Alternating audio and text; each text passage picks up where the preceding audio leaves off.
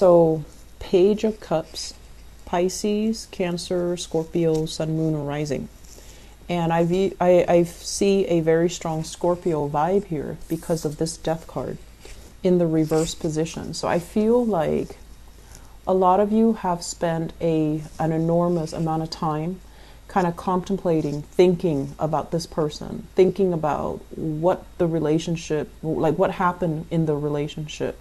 And I feel there's an element here about what did the other person do wrong? How could they treat me like that? And this is basically waiting for the harvest, waiting for something to come to fruition, waiting, anticipating that they're going to be coming back, or anticipating there's going to be some type of a communication with them.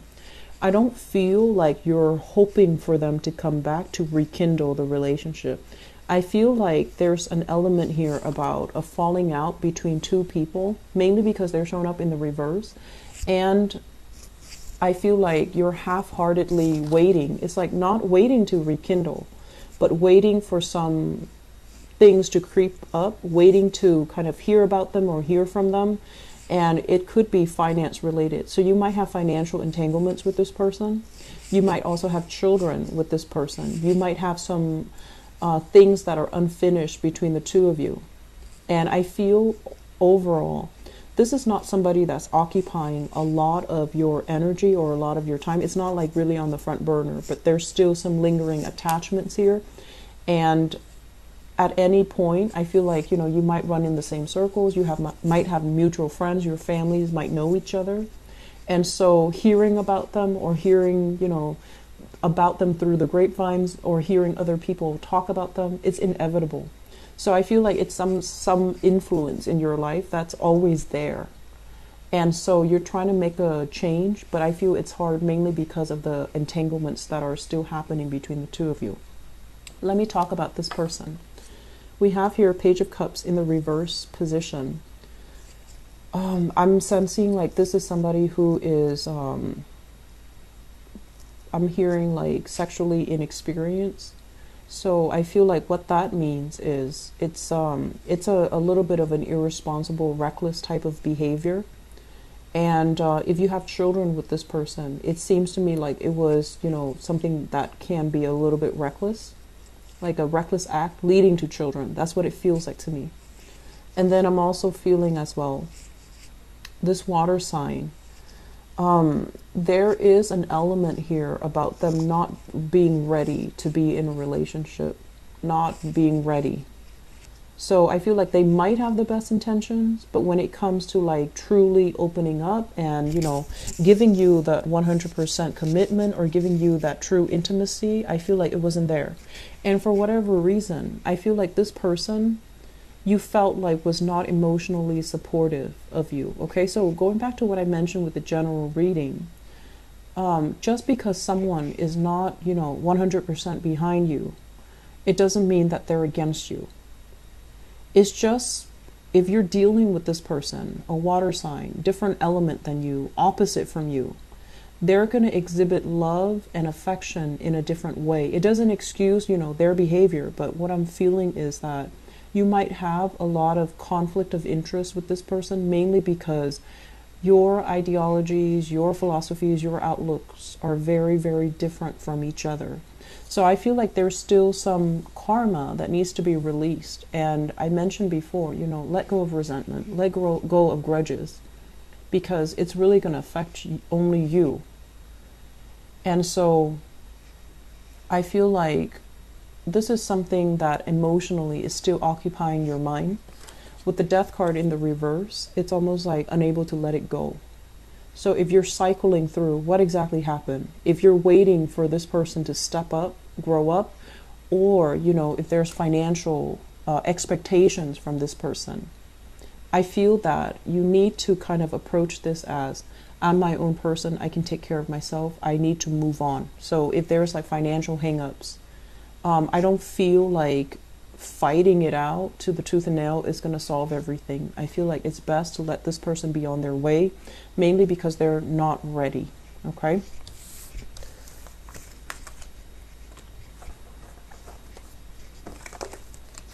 So,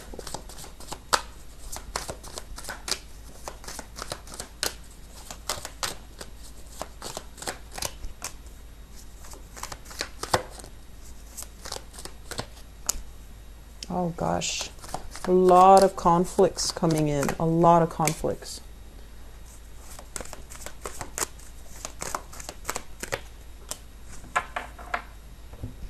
So we have here Seven of Wands. This is basically it's a conflict ridden card. Okay, so this is like defending our values even when there are a lot of people opposing us, defending our values, defending what we believe to be true, and a lot of responsibilities as well on your plate, and you're trying to tackle them one at a time. You have a lot going on for you this month where I feel like it's not really relationship oriented. It's just trying to get by, trying to get through the day, trying to keep afloat, trying to take care of everything that needs to be taken care of. So I feel like some people with very, very big families, a lot of children, and a lot of mouths to feed, a lot of things to do, a lot of maintenance when it comes to children. And the other card that shows up here is the Five of Wands, needing to play mediator in other people's relationships, needing to play a mediator in your own marriage, needing to calm down and kind of like de-escalate tension rather than adding fuel to the fire. So I feel like there's a lot of conflict that are happening here for those of you who are in committed relationships. Okay, so I asked who this conflict entails, and we have here the Four of Wands. So I feel like for some of you, this is a marriage partner or a significant other that you're dealing with, where there is a lot of things happening on your end. You're super busy. Your partner is also dealing with his or her own internal conflicts, or even, you know, problems at work, jealousy, petty people, a lot of disgruntled clients, and things like that. So both parties are kind of not emotionally available, and both parties are wondering why, like, where's my partner? Why aren't they emotionally available for me? I've had a really bad day. Why are they not there to support me? You guys are both going through some really stressful things, and you might bring this energy home and let it affect your relationship. Okay, so please don't let that happen. Okay, we need to choose to make conscious decisions about leaving work at work and not letting it affect our relationship with our significant others. But also, if you're around children, if you have children, don't bring the energy home, because children are very, very sensitive. They're very susceptible. They're very perceptive as well. And this toxic energy is not really going to be good for them. So I feel like some of you might be dealing with another fire sign. So another Leo, a Sagittarius, or an Aries, sun, moon, or rising. And while the relationship, it is very, very stable, there are pockets of dissidence happening where you have a lot of chemistry with each other. And I also feel as well, there's still some conflicts coming through. It's going to get resolved. We have here the Judgment card. And also the conflict can be coming in from family members, in-laws, and, you know, meddling in your relationship, or annoyances, you know, like family expectations versus your expectations for your relationship partner. And likewise, you know, their family expectations versus their expectations for you. So all of these things are going to be hashed out. They will be resolved peacefully, and they will, you know, allow you both to move forward with a lot more harmony. So I feel like the beginning of the month, for the next 2 weeks at least, there's this energy creeping through. But I feel like towards the end of the month, this is when you're going to have a truce with your partner, and this is when this energy is going to die down. If you are dealing with a fire sign, even if you're not married, I still see that element coming through, but there's going to be a peaceful resolution. Basically like a truce or a consensus, or kind of like a situation where you both will start to compromise with each other.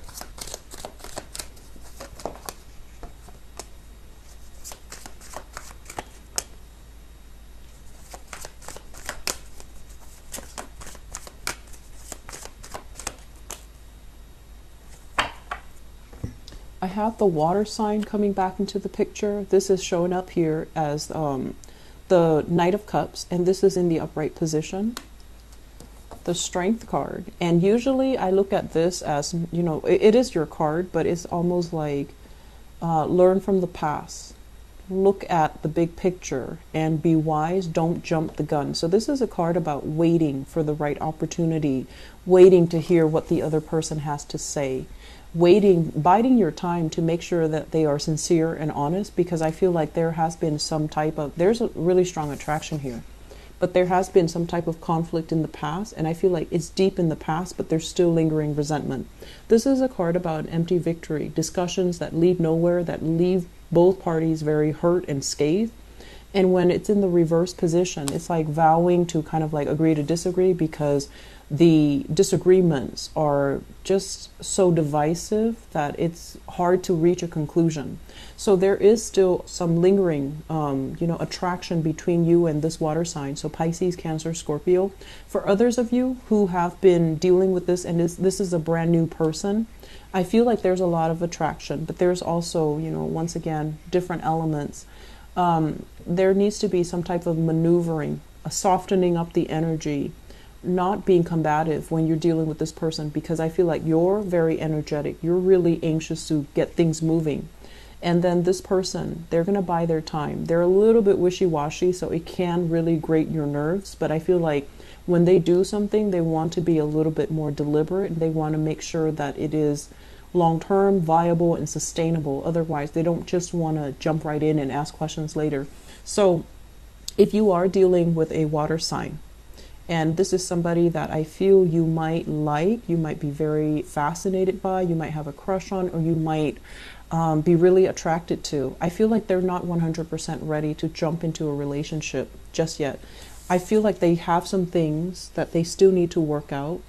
They might have had some disappointment, some deceit, some, infidelities and things like that from their past relationship partner. They're still trying to get over it, and they're still possibly still talking to their ex, trying to sort things out. And I feel like because of that, they're not ready. It has nothing to do with you. It's just this person needs to take more time to themselves, okay? So that's a water sign, and especially if that's a new person that you're dealing with. So what do your guides have in terms of spiritual advice for you for the month of November? Love, romance, and relationships.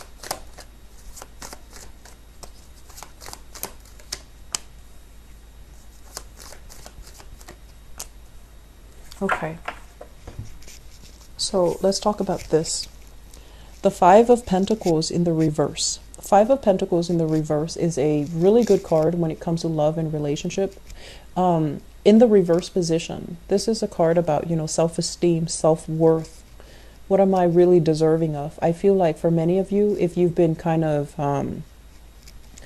going after the wrong types of people because you feel like, oh, they're giving me so much attention, or they're giving me, that validation, they're stroking my ego and things like that. I feel like this is the month where those actions or those types of people are not necessary anymore. You're coming out of this phase where you have, overcome a lot of self-doubt, a lot of negative self-talk. You're coming into your own again. You're starting to realize what you're worth. You're starting to realize what you need. You're starting to realize what you want. And you don't need another person to tell you, how attractive you are, or how some guy or some girl would be really lucky to have you. You embody this energy where you know what you're worth. And I feel like a lot of it has to do with the fact that with the moon in the reverse, it's kind of like mental clarity, where in the past things have been very, very foggy. You thought it was this way, but you're not 100% sure, or you're getting, some type of hint, some type of intuitive hits, but you don't really have concrete evidence to really back it up. So this is the month where I feel like there will be concrete evidence. There will be contact. There will be communication from whoever it is that you're dealing with. And as a result of it, it's really going to shine some light into some major situations. I'm feeling as well, if there is a relationship that you had, assets with, live together, shared, even a family situation where you have children together, there's going to be communication from that person that can be upsetting. It's going to throw the wrench in the works in your plan. So if you're planning to move, if you're planning to relocate, if you're planning to restart your life, you're going to hear back from the past people from the past, and it's going to throw the wrench in the works. It's going to derail your plans. So I feel like you need to have a contingency plan. And then on top of that, you need to really focus this month. If you're coming out of this phase where you have self-doubt, you need to start the new phase by being on your own, by making decisions for yourself, not riding, the coattails of other people, or especially depending on other people to make a plans and then bandwagoning and then jumping on board. So I feel like other people and their promises just are not going to be good for you to rely on. Okay? I feel like you're going to have to make some plans. You're going to have to bust out of this type of like, oh, I don't know if I can do it on my own, or I don't know if I'm capable, or I don't know if I have enough resources. The resources will be coming in, and you need to start saving, and you need to really think about long term. Where do I want to be? And I feel like with this world card, it's about opportunities coming in, but I feel there's a lot of fear.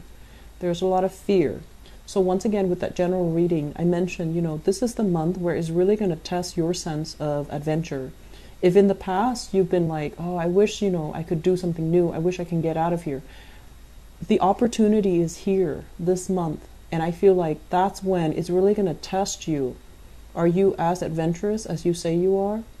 Or is it all talk? And then at the same time, are you as fearless as you think you are?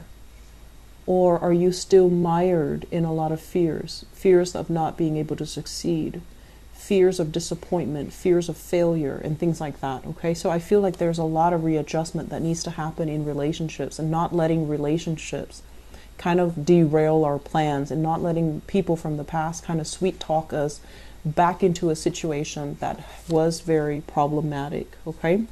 Leos, I wish you the best. If you are in a relationship and there's a lot of squabbles, there will be resolution, so don't worry. But if you're kind of like done with a relationship sometime this year, you need to really be very fixed in your resolve to, stick by it, okay?